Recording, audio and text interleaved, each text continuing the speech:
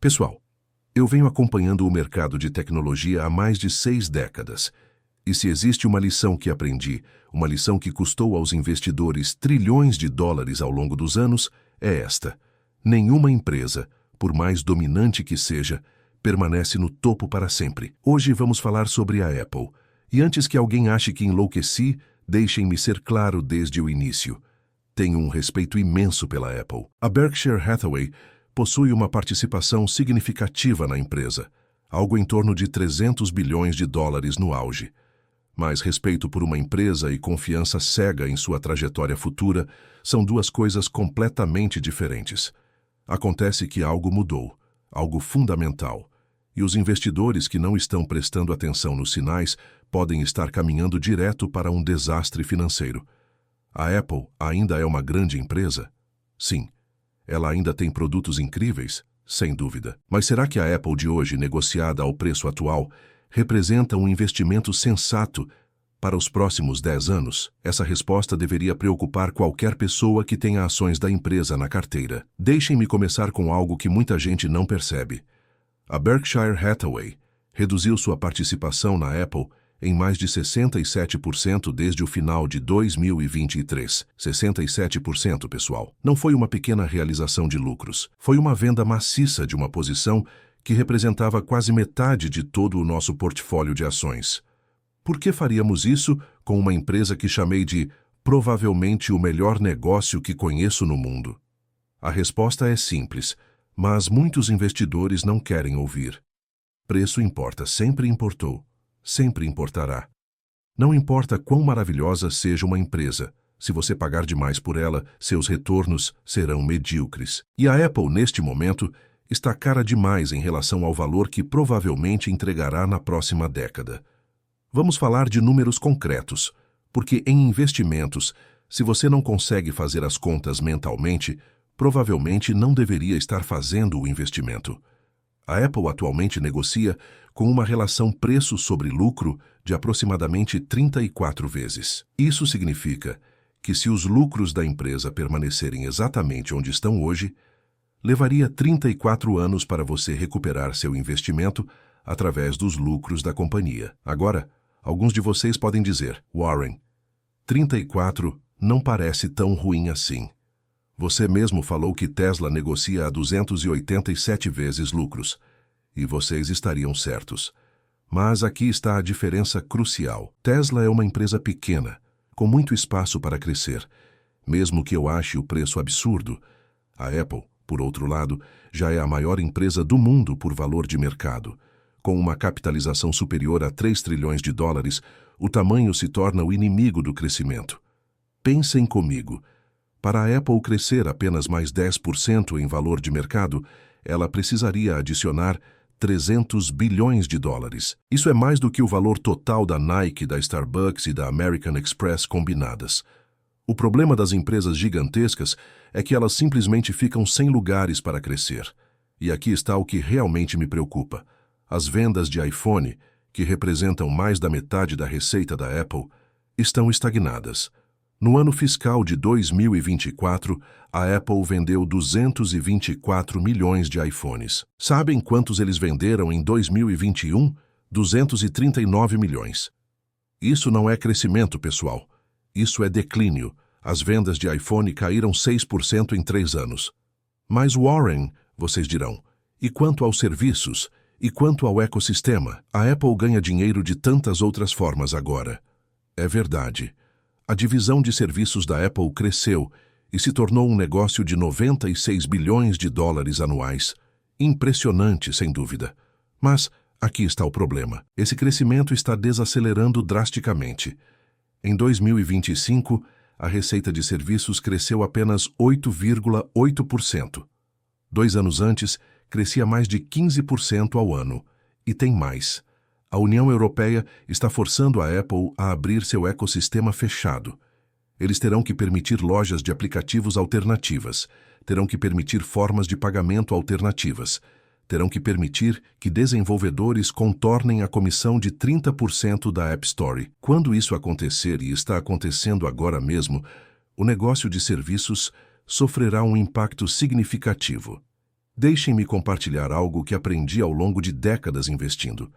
As melhores empresas para se investir são aquelas que têm um fosso competitivo, um moat, que está se expandindo ao longo do tempo. Um fosso que fica mais largo e mais profundo a cada ano que passa.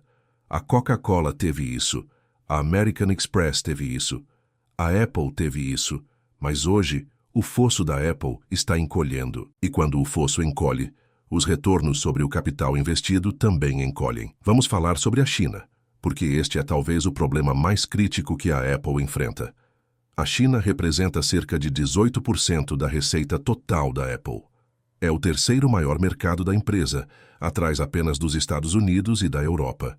Durante anos, a Apple cresceu astronomicamente na China, mas agora tudo mudou. No primeiro trimestre de 2025, as vendas de iPhone na China despencaram 24% em comparação com o ano anterior. 24% em um único ano. E não foi um trimestre ruim isolado. A tendência vem se desenvolvendo há 2 anos. A participação de mercado da Apple na China caiu de 19% no início de 2023 para menos de 14% hoje. O que está acontecendo? 2 palavras: Huawei e Xiaomi. Essas empresas chinesas não estão apenas competindo com a Apple, estão destruindo a Apple no maior mercado de smartphones do mundo. A Huawei lançou o Mate 60, um smartphone com tecnologia de satélite, dobrável, com recursos que o iPhone simplesmente não tem. E custa menos. A Xiaomi lançou sua linha de smartphones premium, que rivaliza com o iPhone em qualidade, mas custa 40% menos. E tem algo mais profundo acontecendo. Existe um movimento crescente de nacionalismo tecnológico na China. Empresas estatais chinesas estão proibindo o uso de iPhones por funcionários. O governo está incentivando ativamente o uso de marcas nacionais. Quando vi essa tendência se formando, percebi que este não era apenas um problema temporário de relações públicas. É uma mudança estrutural permanente. Aqui está a realidade assustadora. Se a Apple perder a China, perde quase 90 bilhões de dólares em receita anual. Mas é pior do que isso, porque a China não é apenas um mercado de consumo. É onde a Apple fabrica seus produtos. As fábricas da Foxconn, que produzem a maior parte dos iPhones, estão na China. Se as tensões geopolíticas escalarem, e todos os sinais indicam que vão escalar, a Apple enfrenta um risco existencial. A empresa está tentando diversificar a manufatura para a Índia e o Vietnã, mas esse processo levará anos e custará dezenas de bilhões de dólares. E mesmo quando conseguirem diversificar, nunca terão a mesma escala e eficiência que tem na China. Isso significa custos mais altos e margens menores. Agora, vamos falar sobre algo que ninguém quer discutir: inovação. Ou melhor, a falta dela. Quando Steve Jobs estava vivo, a Apple lançava produtos revolucionários. O iPod revolucionou a música. O iPhone revolucionou a telefonia móvel. O iPad criou uma categoria inteiramente nova. Cada lançamento era um evento cultural. Hoje, o iPhone 16 é essencialmente o iPhone 15, com uma câmera ligeiramente melhor. O Apple Watch está na 10ª geração e as mudanças entre gerações são cosméticas. Os AirPods são excelentes, mas foram lançados há 8 anos. Onde está o próximo grande produto? Onde está a inovação que vai impulsionar o crescimento pelos próximos 10 anos? A Apple está trabalhando em um carro elétrico há mais de uma década e gastou dezenas de bilhões de dólares nisso. Sabem o resultado? O projeto foi cancelado, completamente abandonado. Todo aquele dinheiro, todo aquele tempo, todo aquele talento, e não produziu absolutamente nada. E quanto ao Vision Pro, o headset de realidade mista que deveria ser o futuro da computação? Bem, com um preço de 3.500 dólares, a Apple vendeu menos de 500 mil unidades no primeiro ano.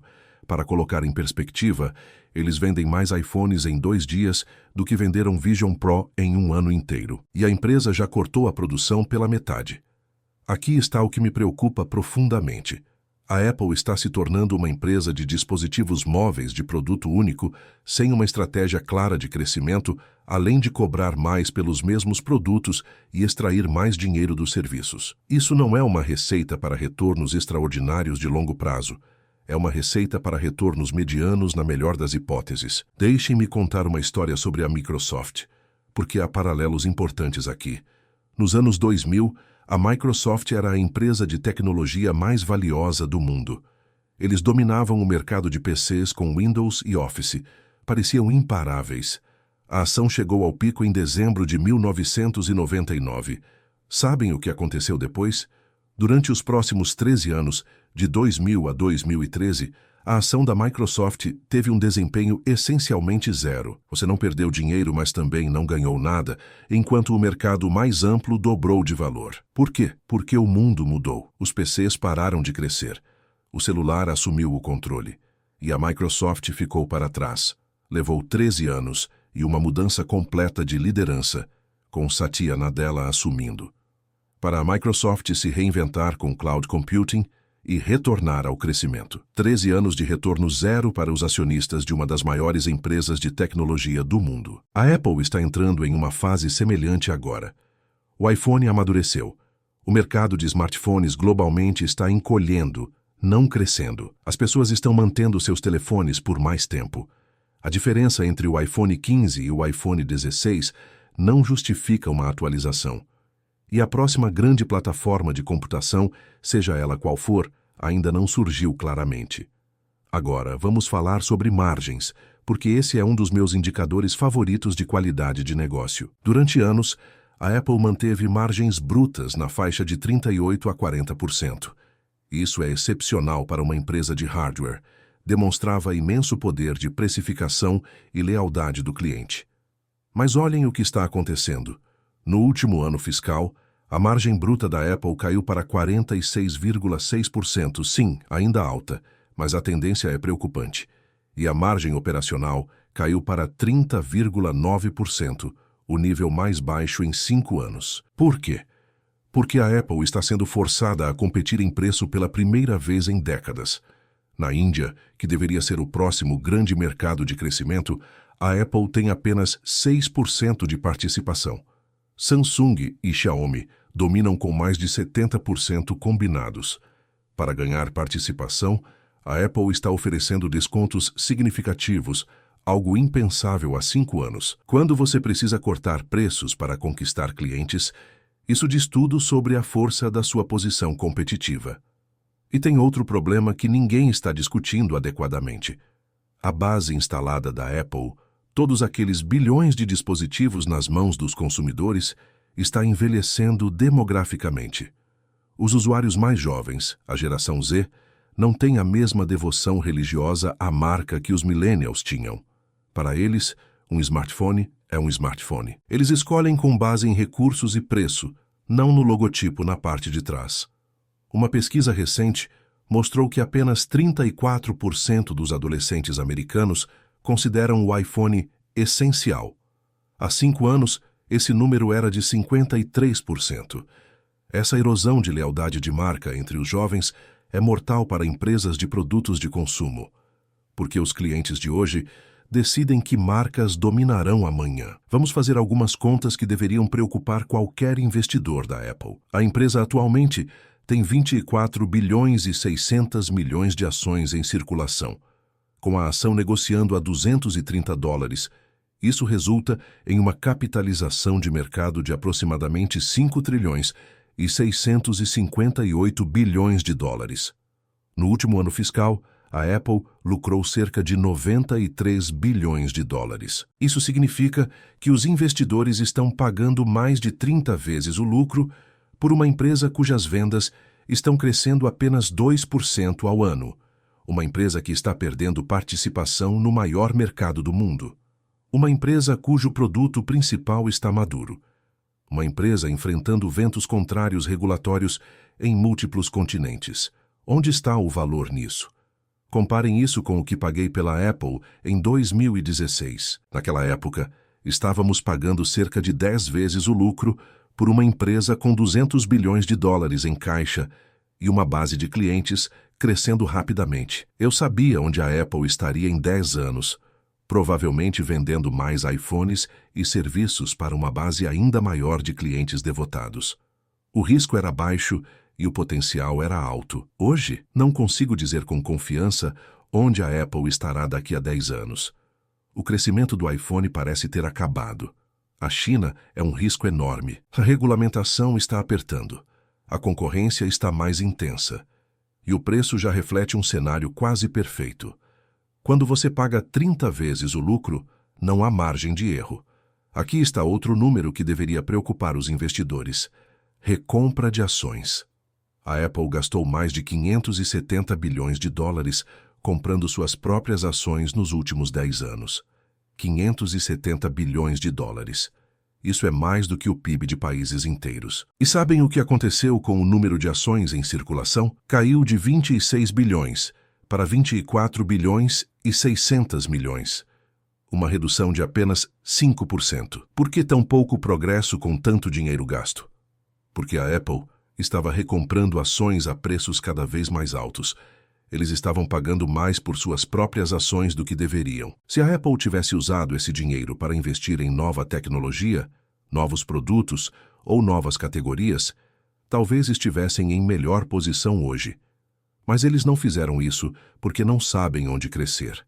Essa é a verdade inconveniente. A Apple é uma empresa madura com mais dinheiro do que oportunidades de crescimento. E quando uma empresa chega a esse ponto, geralmente significa retornos medianos para os acionistas dali em diante. Agora deixem-me falar sobre Tim Cook, porque isso é importante. Tim é um gestor excepcional. Ele transformou a Apple em uma máquina de eficiência operacional. As margens melhoraram. A lucratividade explodiu. A cadeia de suprimentos é a melhor da indústria.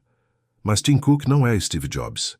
E a Apple, sob Tim Cook, se tornou uma empresa diferente. Steve Jobs era obcecado por produtos revolucionários que mudavam o mundo. Tim Cook é obcecado por eficiência operacional e retornos aos acionistas. Nada de errado com isso. Mas quando você lidera a maior empresa de tecnologia do mundo, precisa de ambos. Precisa da visão e da execução. A Apple tem a execução, mas onde está a visão? O iPhone completa 18 anos em 2025. É um adulto. E como qualquer produto maduro, suas melhores décadas de crescimento ficaram para trás. A questão para os investidores é o que vem depois. E até agora, a resposta tem sido mais do mesmo, só que um pouco melhor e um pouco mais caro. Isso me leva à inteligência artificial, porque todos estão falando sobre como a IA vai transformar a Apple. A Apple Intelligence foi anunciada com grande fanfarra. E sim, ter IA integrada ao iPhone será útil. Mas aqui está a realidade fria. A Apple está anos atrás da Google, da Microsoft e até da Meta em IA. Anos. A Google tem o Gemini, que é extraordinário. A Microsoft tem o ChatGPT integrado em todos os seus produtos. A Meta está construindo infraestrutura de IA que rivaliza com qualquer um. E a Apple? Lançou recursos básicos de IA que mal funcionam e só estão disponíveis nos modelos mais recentes e caros de iPhone. Pior ainda, a Apple terá que pagar bilhões de dólares à Google para continuar usando o mecanismo de busca deles como padrão no Safari. 20 bilhões de dólares por ano, para ser exato. Isso é dinheiro saindo da empresa para um concorrente porque eles não têm sua própria solução de busca competitiva. E quanto aos chips? Sim, os chips da série M são impressionantes, mas aqui está o problema. Desenvolver esses chips custou dezenas de bilhões de dólares. E quantos Macs a Apple vende por ano? Cerca de 24 milhões. O mercado de PCs não está crescendo. Na verdade, está encolhendo. Então, embora os chips M sejam tecnicamente excelentes, não são um motor de crescimento significativo para uma empresa do tamanho da Apple. Deixem-me dizer algo que pode soar controverso. A Apple se tornou boa demais em fazer dinheiro. Eles são tão lucrativos, geram tanto caixa, que perderam a fome. Perderam a urgência. Comparem isso com a Nvidia, que está desesperada para dominar a IA. Ou com a Amazon, que está constantemente entrando em novos mercados. A Apple está confortável. E empresas confortáveis raramente entregam retornos extraordinários. Agora, precisamos falar sobre regulamentação, porque isso representa uma ameaça existencial ao modelo de negócios da Apple. A União Europeia aprovou o Digital Markets Act, que classifica a Apple como um gatekeeper. O que isso significa na prática? Significa que a Apple será forçada a permitir lojas de aplicativos de terceiros no iPhone, acabando com o monopólio da App Store, permitir métodos de pagamento alternativos, eliminando a comissão automática de 30%, permitir que usuários desinstalem aplicativos pré-instalados, permitir que desenvolvedores promovam ofertas fora da App Store sem punição, abrir APIs que anteriormente eram exclusivas dos aplicativos da Apple. Cada uma dessas mudanças vai tirar bilhões de dólares da receita de serviços. A App Store sozinha gera cerca de 30 bilhões de dólares em receita anual para a Apple. Se apenas 30% dos desenvolvedores migrarem para plataformas alternativas, são 9 bilhões de dólares desaparecendo. E isso é apenas na Europa. Os Estados Unidos também estão investigando a Apple por práticas anticompetitivas. O Departamento de Justiça entrou com um processo antitrust em 2024, alegando que a Apple mantém um monopólio ilegal no mercado de smartphones. Se perderem esse caso, as consequências serão devastadoras, e não para por aí. A China está forçando a Apple a armazenar todos os dados de usuários chineses em servidores controlados pelo governo chinês. Isso levanta enormes questões de privacidade e confiança. A França está investigando a Apple por obsolescência programada, alegando que a empresa deliberadamente desacelera iPhones antigos. A Coreia do Sul multou a Apple por práticas abusivas na App Store. Quando você está lutando batalhas regulatórias em todos os continentes simultaneamente, isso não é coincidência. É um sinal de que seu modelo de negócios é fundamentalmente explorador e governos ao redor do mundo finalmente acordaram para isso. Deixem-me contar uma história sobre a IBM, porque há lições importantes aqui. Nos anos 80, a IBM era a gigante da tecnologia, assim como a Apple é hoje. Eles dominavam o mercado de computadores corporativos. Tinham margens enormes. Eram considerados investimento seguro para a aposentadoria. A ação atingiu o pico em 1987. O que aconteceu? O mundo mudou. PCs começaram a substituir mainframes. A IBM ficou presa em seu negócio legado de alta margem, enquanto o mercado se movia para produtos de margem mais baixa e maior volume. Levou décadas para a IBM se reinventar, e os acionistas que compraram no topo em 87 levaram mais de 20 anos para recuperar seu investimento. A Apple enfrenta uma transição semelhante agora. Eles construíram um império baseado em vender hardware premium com margens enormes. Mas o mundo está se movendo para um modelo diferente. Software como serviço, IA baseada em nuvem, dispositivos mais baratos e mais acessíveis. A Apple terá que se reinventar ou aceitar margens menores e crescimento mais lento. Agora, alguns de vocês podem estar pensando: Warren, você ainda possui ações da Apple. Se está tão pessimista, por que não vendeu tudo? Essa é uma pergunta justa.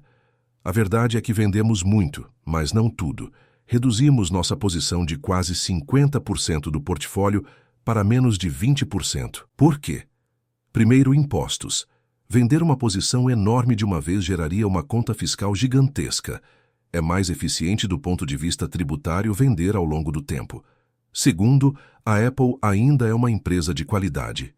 Não acho que vai falir. Não acho que vai desaparecer. Só acho que os retornos daqui para frente serão medianos, não extraordinários. Terceiro, e talvez mais importante, eu posso estar errado. Aconteceu antes e acontecerá novamente. Talvez a Apple lance um produto revolucionário que não estou conseguindo prever. Talvez eles resolvam seus problemas na China. Talvez desenvolvam uma estratégia de IA que os coloque à frente da concorrência. Manter uma posição menor reconhece essas possibilidades enquanto reduz nossa exposição ao risco de queda. Mas aqui está o ponto crucial. Se eu estivesse investindo hoje, com o dinheiro que tenho no bolso agora, colocaria na Apple ao preço atual? Absolutamente não. Existem oportunidades muito melhores no mercado. Empresas com melhores perspectivas de crescimento, valorações mais razoáveis e riscos mais gerenciáveis. Deixem-me falar sobre poder de precificação, porque esse sempre foi o teste crucial para mim. Uma empresa verdadeiramente grande pode aumentar preços e os clientes continuam comprando. A Coca-Cola faz isso há 100 anos. Ace Jewelry faz isso. A Hermès faz isso. A Apple costumava fazer isso. Mas agora, o iPhone básico custa $1.000. O iPhone Pro Max custa mais de $1.600. Esses preços já estão no limite superior do que consumidores estão dispostos a pagar. De fato, em mercados emergentes, a Apple está sendo forçada a baixar preços para competir. Isso é exatamente o oposto do poder de precificação. Quando uma empresa perde o poder de precificação, perde sua magia. Torna-se apenas mais uma fabricante de widgets, competindo por volume e margens cada vez menores. E quando você está pagando 30 vezes o lucro por uma fabricante de widgets, não importa quão bonitos sejam os widgets, você vai ter retornos decepcionantes. Aqui está outra coisa que me preocupa: concentração de receita. 60% da receita da Apple ainda vem de um único produto, o iPhone. Isso é um risco enorme. Se algo der errado com o iPhone, seja por mudança tecnológica, preferência do consumidor ou regulamentação, toda a empresa sofre. Empresas verdadeiramente grandes têm múltiplos negócios prósperos que se sustentam mutuamente. A Apple tem o iPhone e depois tem tudo o mais. Vamos falar sobre concorrência, porque isso está se intensificando em todas as frentes. No mercado de smartphones, a Samsung continua forte. A Huawei voltou com força total na China. A Xiaomi está expandindo globalmente. A Oppo e a Vivo dominam na Índia e no Sudeste Asiático. Cada uma dessas empresas oferece produtos comparáveis ao iPhone, a preços muito mais baixos. No mercado de tablets, os iPads enfrentam concorrência crescente de dispositivos Android que custam metade do preço. No mercado de smartwatches, a Samsung, a Garmin e até a Huawei estão ganhando terreno. Nos fones de ouvido sem fio, os AirPods ainda lideram, mas Sony, Bose e Samsung oferecem produtos competitivos. E nos computadores, bem, a Apple tem menos de 10% do mercado global e sempre teve. A vantagem competitiva da Apple sempre foi o ecossistema, aquele jardim murado onde tudo funciona perfeitamente junto. Mas governos ao redor do mundo estão forçando esses muros a desabarem. E quando os muros caem, a Apple se torna apenas mais uma empresa de tecnologia fazendo bons produtos a preços premium. Deixem-me compartilhar uma observação final sobre valoração. Ao longo da minha carreira, aprendi que as melhores oportunidades de investimento aparecem quando empresas excelentes estão temporariamente desvalorizadas. Quando você pode comprar uma ótima empresa por um preço justo ou razoável. A Apple é uma ótima empresa? Sim, ainda é. Mas o preço atual não é justo nem razoável. É caro. Para a Apple justificar sua valoração atual, precisaria retomar o crescimento de 2 dígitos nas vendas de iPhone, expandir margens de volta aos níveis históricos, resolver completamente os problemas na China, lançar com sucesso uma nova categoria de produto, que gera mais de $50 bilhões em receita anual, e manter esse desempenho pelos próximos 10 anos consecutivos. As chances de tudo isso acontecer? Prefiro apostar que o Corinthians ganhará os próximos 10 campeonatos brasileiros. A história do investimento está repleta de empresas que pareciam invencíveis até deixarem de ser. A Kodak dominou a fotografia até a revolução digital. A Blockbuster dominou o aluguel de vídeos até o streaming.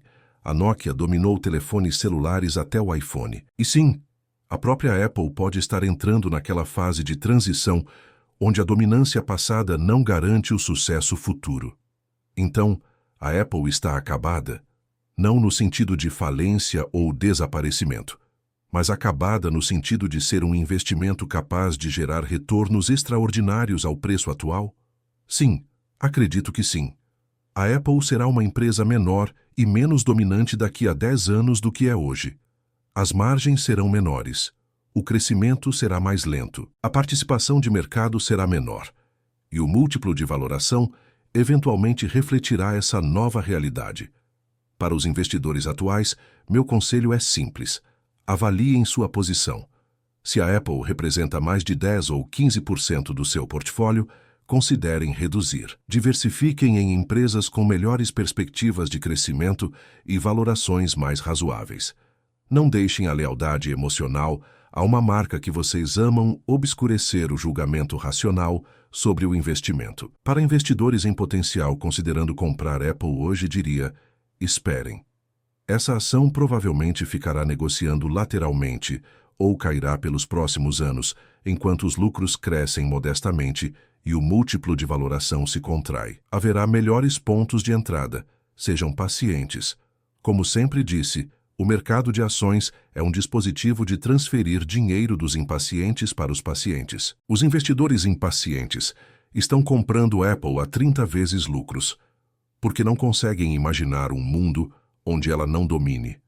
Os investidores pacientes esperarão até que a realidade encontre a valoração e comprarão por 15 ou 20 vezes lucros quando a verdadeira natureza do negócio for clara para todos. Invistam de acordo. Ou melhor ainda, concentrem-se em negócios que vocês possam entender, com economia que faça sentido e gerenciamento em quem confiem. E se isso não descreve a Apple ao preço atual, tudo bem. Existem milhares de outras ações no mercado. Vocês não precisam investir em todas elas.